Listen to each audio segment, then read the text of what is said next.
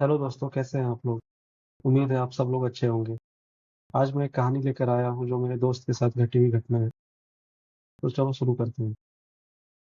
वो मेरे दोस्त का जन्मदिन था। हम शायद 8वीं क्लास में थे। एक हफ्ते पहले उसने मुझे आमंत्रण दिया था, बहुत उत्साह के साथ। लेकिन जाते जाते उसने एक बड़ी अजीब बात कही थी, अगर वहाँ कुछ दिखे तो बस नज़रअंदाज कर देना। तो मैंने हंसते हुए पूछा, कैजुअली, क्या मतलब है इसका, नज़रअंदाज कर देना। तो वो बस मुस्कुराया कि बस याद रखना, इग्नोर कर देना, उस बात पे ध्यान मत रखना। मैंने कहा कि ठीक है, चलेगा, चलते हैं।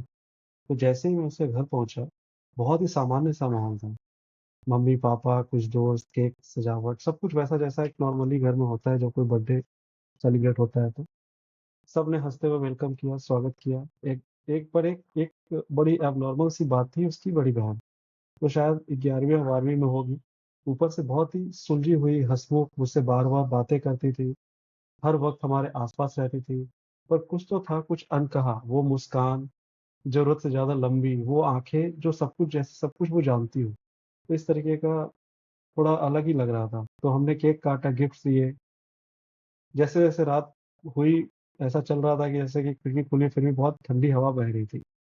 करीब 9:30 बजे का वक्त था और मैं निकलने के लिए सोच रहा था, तभी बहुत तेज आवाज आई, धड़ाम धड़ाम, ऐसा चारों तरफ से। तीनों जोरदार आवाज में पूरी घर गूंज गई। ऐसा ऐसा मैं चुप चौंक कर देखा कि अरे क्या हुआ ये। तो दोस्त बोलता है, इग्नोर करना, चल मैं तुझे गेट तक छोड़ देता हूँ। फिर हम गेट की तरफ जैसे ही बढ़ रहे थे तो मेरा ध्यान गया किचन की तरफ। और किचन में जो मैंने देखा वो आज तक नहीं भूल पाया हूँ।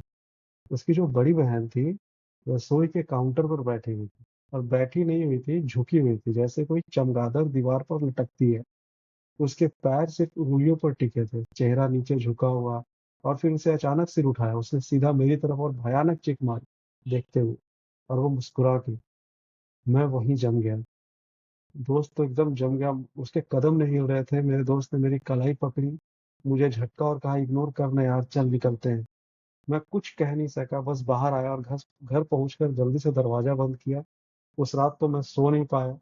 जब भी मैं आंखें बंद करता था, वो चेहरा देखता, झुका हुआ, चीखता और फिर मुस्कुराता।